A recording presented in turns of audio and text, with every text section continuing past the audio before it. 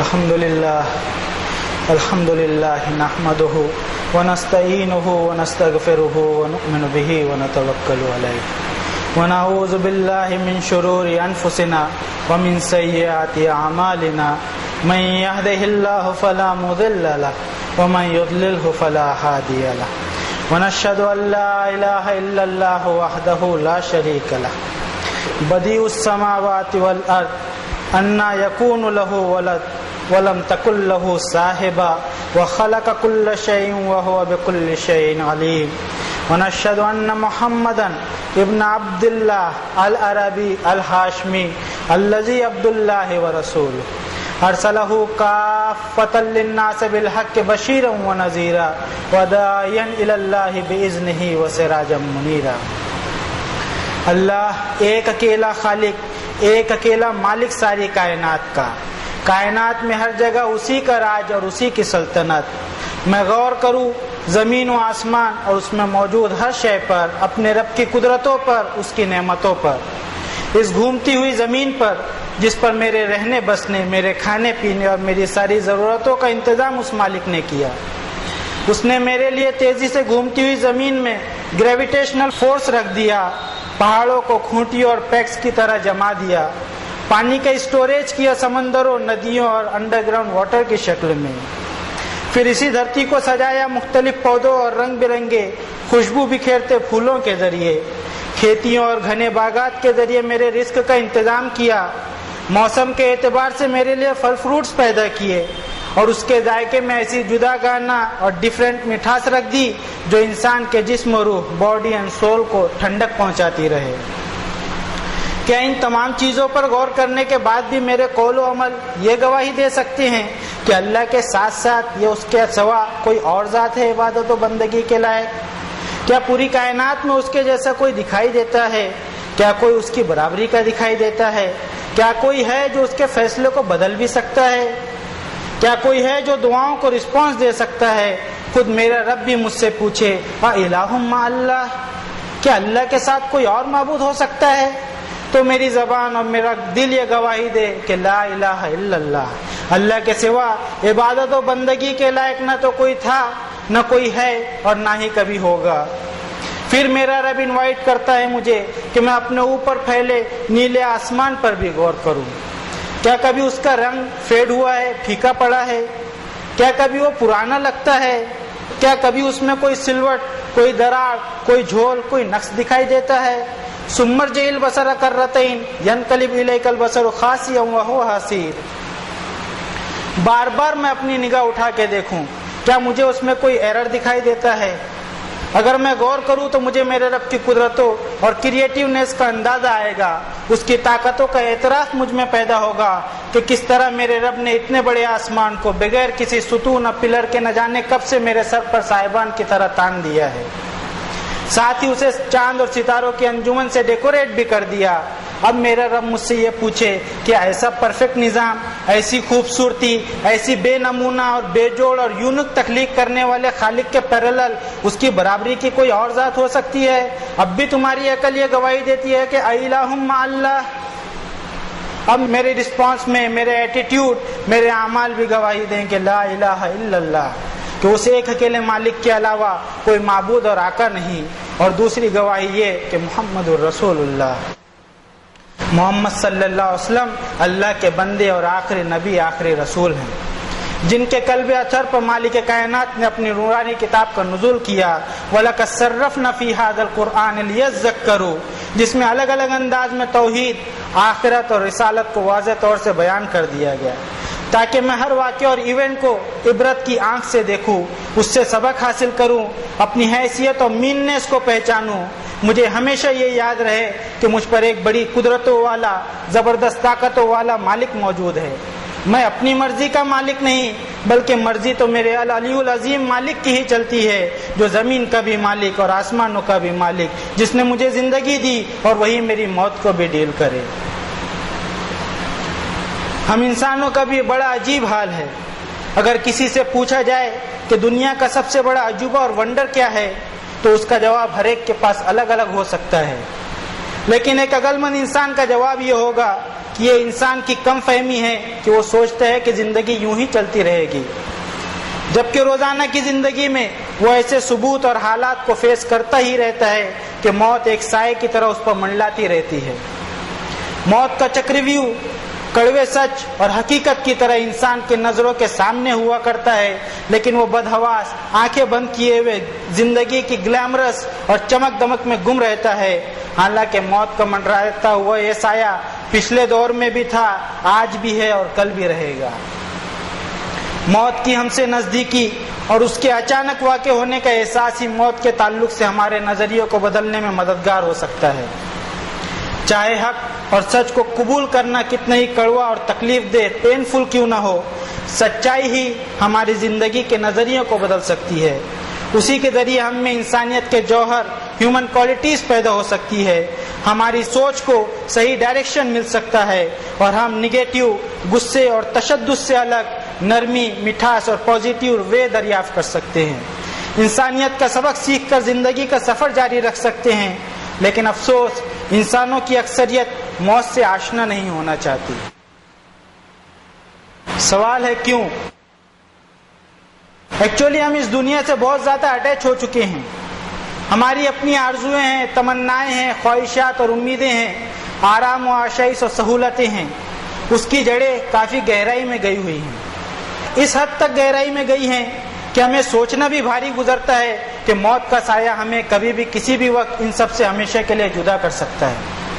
اس لیے ہر ایک چاہتا ہے کہ کسی طرح اس کو لمبی عمر مل جائے۔ اس کو حاصل کرنے کے لیے وہ چاند پر بھی چلا گیا، جس کا مقصد صرف موت سے بھاگنا یا موت پر قابو پانا دکھائی دیتا ہے۔ یود احدہم لو یعمر الف سنہ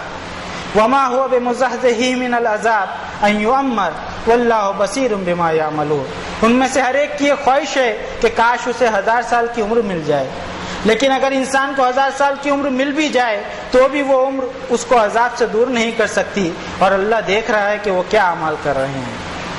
خود انسانوں کو بھی پتہ ہوتا ہے کہ ان کے اعمال اور حرکتیں کیسی ہے، اس لیے قرآن شریف نے رب تعالیٰ نے فرمایا وَلَن يَتَمَنَّوْهُ أَبَدًا بِمَا قَدَّمَتْ أَيْدِيهِمْ، اور وہ ہرگز موت کی تمنا نہیں کریں گے کیونکہ انہیں پتہ ہے کہ اپنے ہاتھوں کیسی کمائی انہوں نے آگے بھیجی ہے۔ ہمیں یہ دنیا، اس میں ہمارا رہنا بسنا، نعمتوں کو انجوائے کرنا اور اس دنیا کی حقیقت سمجھنے کی بہت ضرورت ہے۔ ہمیں اگر یہاں سے کسی دوسرے ملک جانا ہو تو ہم کئی مہینے پہلے سے اس کے لیے ٹکٹیں ریزرو کروا لیتے ہیں تاکہ سفر میں کسی قسم کی کوئی پریشانی نہ ہو۔ ہمیں جس فلائٹ میں جانا ہوتا ہے اس کی چیزیں کچھ وقت تک کے لیے ہماری ہوتی ہیں اور ہم کچھ وقت تک ہی اس کے مالک ہوتے ہیں، لیکن جیسے ہی ہم لینڈ کرتے ہیں تو ہمیں اپنی سیٹ اور دوسری تمام چیزیں چھوڑنی پڑتی ہیں، اور ہمیں وہ چھوڑنے کا ذرا بھی دکھ نہیں ہوتا کیونکہ ہمیں یہ بات اچھی طرح پتہ ہوتی ہے کہ ان چیزوں کے مالک ہم نہیں ہیں، بلکہ ہمیں تو صرف کچھ وقت کے لیے چیزیں استعمال کے لیے دی گئی تھی۔ اس لیے ہمیں چیزیں چھوڑنے کا غم نہیں بلکہ اپنی منزل پر پہنچنے کی خوشی ہوتی ہے۔ لینڈ کرنے کے بعد ہمیں امیگریشن میں جانا پڑتا ہے اور اپنے سامان کو حاصل کرنے کے لیے انتظار کرنا پڑتا ہے، اور اگر اس سفر کے دوران ہم نے ایئر لائنز کے چارٹر کو اچھی طرح پڑھ کر اس کے مطابق سامان رکھا تو ہمیں پریشانی کا سامنا نہ کرنا پڑے گا اور ہم بہت جلد کسٹم سے چھوٹ بھی جائیں گے۔ لیکن اگر ہم نے چارٹر کو نہیں پڑھا اور پڑھا تو یہ سوچا کہ کچھ دے دلا کر معاملہ رفع دفع کر لیں گے اور وہ چیزیں اپنے سفر میں ساتھ رکھی جو چارٹر کے خلاف ہے، تو ہمیں کافی پوچھ تاچھ کا سامنا بھی کرنا پڑ سکتا ہے اور ہو سکتا ہے کہ ہمیں جیل بھی جانا پڑ جائے۔ انسان جس زمین پر آباد ہے وہ اپنے محور اور آربٹ پر 1000 میل فی گھنٹہ 1000 مائلز پر آور کی رفتار سے مسلسل گھوم رہی ہے۔ گویا کہ ہم ایک ایسے ہوائی جہاز پر سوار ہیں جو تیز رفتاری کے ساتھ ایک ایئرپورٹ کی طرف چلا جا رہا ہے، اور ہم سب زندگی کے جس فلائٹ میں بیٹھے ہیں اس سفر کی شروعات کے تعلق سے اللہ تعالیٰ نے اپنی آخری کتاب میں فرمایا اذ انشاکم من الارض، جب اللہ نے پک اپ کیا تمہیں زمین سے۔ جس فلائٹ میں ہم ہوتے ہیں اس کی سیٹ اور دوسری چیزیں چھوڑتے وقت ہمیں کوئی دکھ نہیں ہوتا، اس لیے کہ ہمیں یہ معلوم ہوتا ہے کہ اس سیٹ کے مالک ہم صرف کچھ وقت تک ہی ہیں۔ بس یہی چیز ہم اس دنیاوی زندگی کے سفر کے تعلق سے بھی یاد رکھیں کہ اس دنیاوی زندگی کی فلائٹ میں حاصل ہونے والی چیزیں اور سہولتوں اور رشتوں کے ہم پرماننٹ اونر نہیں ہیں، بلکہ ہمیں کچھ وقت کے لیے بطور استعمال یہ چیزیں دی گئی ہیں۔ ہم اس سے اتنے اٹیچ نہ ہو جائیں کہ ہمیں ان چیزوں کے چھوٹنے کا بہت زیادہ غم ہو، بلکہ ہمارے سامنے قرآن شریف کا یہ اصول رہے لِكَيْ لَا تَأْسَوْا عَلَىٰ مَا فَاتَكُمْ وَلَا تَفْرَحُوا بِمَا آتَاكُمْ، جو تم سے چلا گیا اس پر افسوس کرتے مت بیٹھو، اور جو کچھ تمہیں ملا ہے اس پہ اتراؤ نہیں۔ کبھی کبھی یہ ہوتا ہے کہ ہمارے سفر میں ہمارے ساتھی پیسنجر سے ہمیں کافی پریشانی کا سامنا کرنا پڑتا ہے۔ اس وقت ہم یہ سوچتے ہیں کہ تھوڑی دیر برداشت کر لو، بعد میں منزل پر تو پہنچنا ہی ہے، اور ہم جیسے ہی لینڈ کریں تو اپنی شکایت ایئر لائنز والوں سے کر سکتے ہیں، اور یہ ایئر لائنز کے مالک کی ذمہ داری ہے کہ ہماری کمپلینس پر ایکشن لے۔ ٹھیک اسی طرح اس دنیاوی زندگی کے سفر میں بھی ہمیں دوسروں سے پریشانی کا سامنا ہو سکتا ہے۔ اس وقت دوسروں کی طرف سے ملنے والی تکالیف کو ہم اپنے رب کی خاطر برداشت کر کے اپنی منزل جنت کو اپنا ٹارگٹ بنا لیں تو سفر انتہائی آسان ہو سکتا ہے، اور جیسے ہی ہماری فلائٹ آخرت کے ایئرپورٹ پر لینڈ کرے گی تو ہم ہماری زندگی کی فلائٹ کے مالک اللہ رب العالمین کے سامنے اپنی کمپلین کر سکتے ہیں، تو وہاں ہماری ایک ایک تکلیف اور پریشانی کا پیمنٹ ہمیں ملے گا۔ یوم تأتی کل نفس تجادل عن نفسها وتوفى كل نفس ما عملت وهم لا يظلمون۔ کل قیامت کے دن ہر انسان خود ہی پلیٹ کرتا ہوا حاضر ہوگا، اور ہر ایک کو اس کا فل پیمنٹ دیا جائے گا، اور کسی کا کچھ بھی نقصان نہیں کیا جائے گا۔ ہمیں کرنا صرف اتنا ہی ہے، احکم السفینۃ فإن البحر عمیق واستکثر الزاد فإن السفر طویل وخفف ظہرک فإن العقبۃ قعود واخلص فی العمل فإن الناقد بصیر، او کما قال النبی صلی اللہ علیہ وسلم۔ ہم اپنی کشتی کو مضبوط کر لیں کیونکہ سمندر بہت گہرا ہے، سامان سفر زیادہ اور صحیح رکھ لیں، بے شک سفر بڑا لمبا ہے، گناہوں کے بوجھ کو جتنا کم کر سکتے ہیں کر لیں، یقیناً گھاٹی بڑی سکری اور مشکل ہے، اور اپنا ہر عمل خالص اللہ کے لیے کر لے، بے شک پرکھنے والے مالک کی نگاہ بڑی تیز ہے۔ اس دنیا میں ہماری فلائٹ کے لینڈ ہونے پر ہمارے سامان کی چیکنگ ہوتی ہے۔ اگر ہر چیز ایئر لائنز کے چارٹر کے رولز اینڈ ریگولیشن کے مطابق رہی تو ہمیں بہت جلد چھٹی مل جاتی ہے، لیکن اگر سامان میں گڑبڑی پائی گئی تو پھر ہمیں پوچھ تاچھ کے لیے روک لیا جاتا ہے۔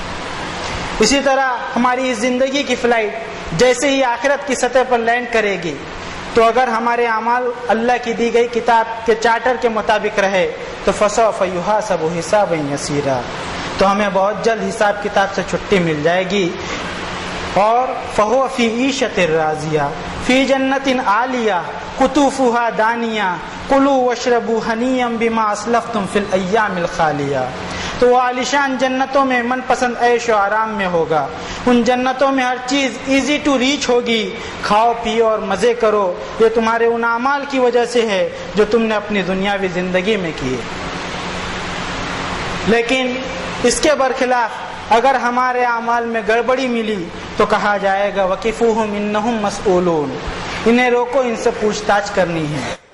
اور اگر وہاں کوئی پوچھ تاچھ ہوئی تو بہت ہی کڑک پوچھ تاچھ ہوگی، اور اگر ہم وہاں پھنستے ہیں تو کوئی وکیل، کوئی ریکمینڈ کرنے والا، کوئی مددگار ہمیں نہیں ملے گا جو ہماری مدد کر سکے۔ اس وقت حال یہ بنے گا ما لکم لا تناصرون بل ہم الیوم مستسلمون، تمہیں کیا ہوا، تم ایک دوسرے کی مدد کیوں نہیں کرتے؟ نہیں، بلکہ آج کے دن تو اپنے ہتھیار ڈالے ہوئے سرنڈر ہوں گے۔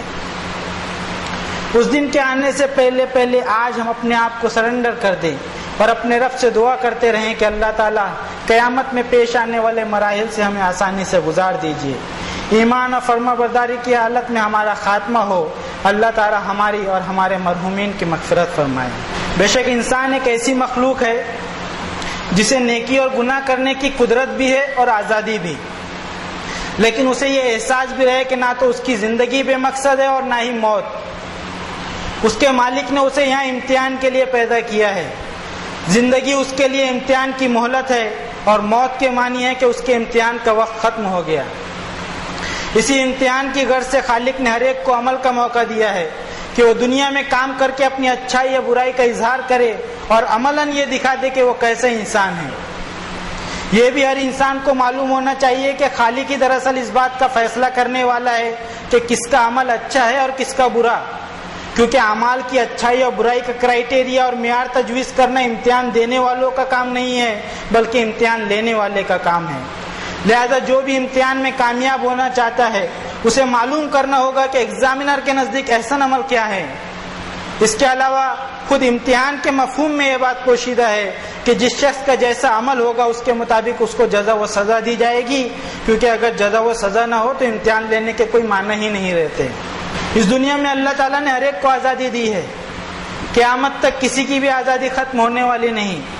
اس لیے برائی کا مکمل خاتمہ بھی ممکن اور پاسبل نہیں۔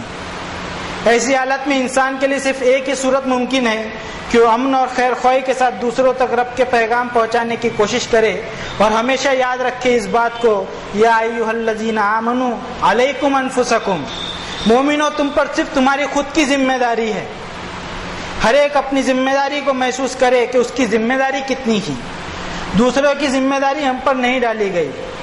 ہم قوا انفسکم واہلیکم نعرہ کے تحت اپنے آپ کی اور اپنے اہل و عیال کی فکر کرے اور لوگوں کے معاملے کو اللہ کے حوالے کرے۔ ایک عظیم الشان دن یوم التغابن کو وہ فیل اور پاس کے سرٹیفکیٹ دینے والا ہے، اس وقت تک ہم انتظار کریں۔ بہت ہی خوش نصیب ہے وہ لوگ جنہوں نے اس دنیا میں اپنے رب کے احکامات کے تحت اپنی زندگی گزاری اور اپنی اولاد میں بھی اسی بات کو جاری و ساری رکھا۔ ان میں سے آج کچھ لوگ موجود نہیں ہیں، لیکن ان کی خوبصورت یادیں ہمارے ساتھ ہیں۔ ان یادوں کے ساتھ ساتھ بہت ضروری ہے کہ ہم ان کی خاموش خدمات کو بھی جاری و ساری رکھیں۔ گزشتہ سال آج ہی کے دن ہمارے ایک عزیز ہم سے رخصت ہوئے، ان کی جدائی کا غم بھی ہے اور اللہ کا شکر بھی ادا کرتے ہیں کہ انہوں نے اپنے پیچھے ایسی نسل تیار کی جو ان کے کام کو بغیر کسی نام و نمود کے جاری رکھے ہوئے ہے۔ اس نظم کو انہوں نے جاری رکھا جو ان کے رب کا بتایا ہوا ہے، وَيُطْعِمُونَ الطَّعَامَ عَلَىٰ حُبِّهِ مِسْكِينًا وَيَتِيمًا وَأَسِيرًا إِنَّمَا نُطْعِمُكُمْ لِوَجْهِ اللَّهِ لَا نُرِيدُ مِنكُمْ جَزَاءً وَلَا شُكُورًا۔ ان باتوں پر غور و فکر کر کے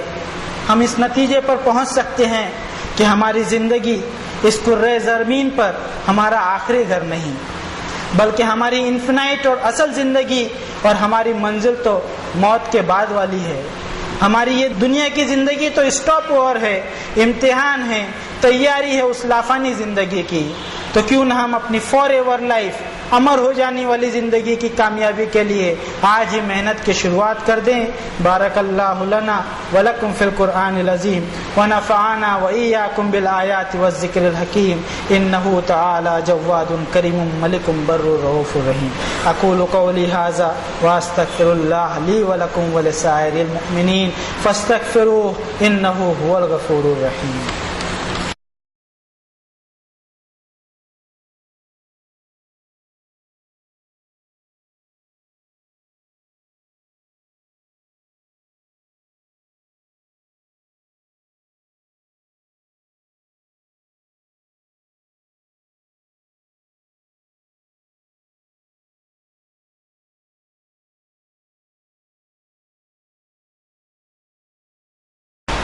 الحمد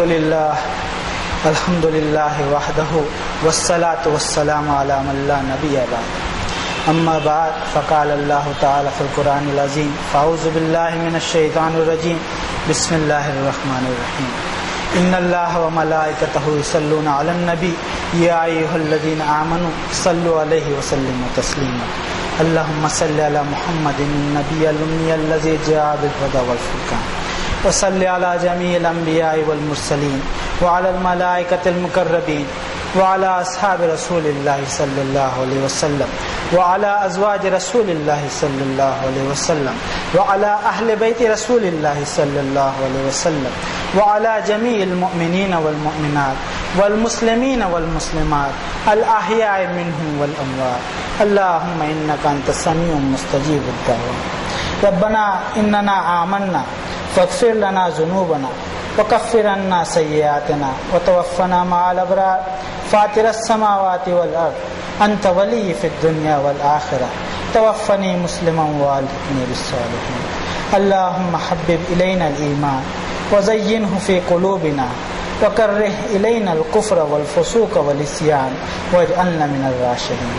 ربنا لا تزغ قلوبنا بعد اذ ہدیتنا وہب لنا من لدنک رحمہ انک انت الوہاب ربنا علیک توکلنا